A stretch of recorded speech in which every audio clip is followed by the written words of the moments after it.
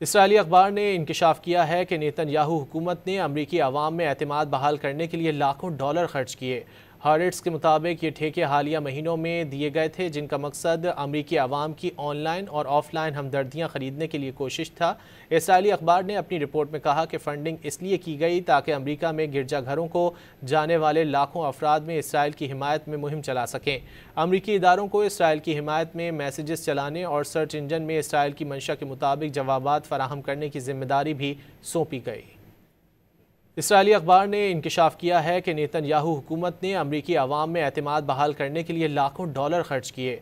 Hearts کے مطابق یہ ٹھیکے حالیہ مہینوں میں دیے گئے تھے جن کا مقصد امریکی عوام کی آن لائن اور آف لائن ہمدردیاں خریدنے کے لیے کوشش تھا۔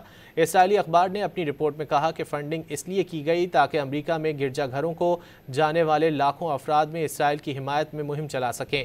امریکی اداروں کو اسرائیل کی حمایت میں میسیجز چلانے اور سرچ انجن میں اسرائیل کی منشا کے مطابق جوابات فراہم کرنے کی ذمہ داری بھی سونپی گئی۔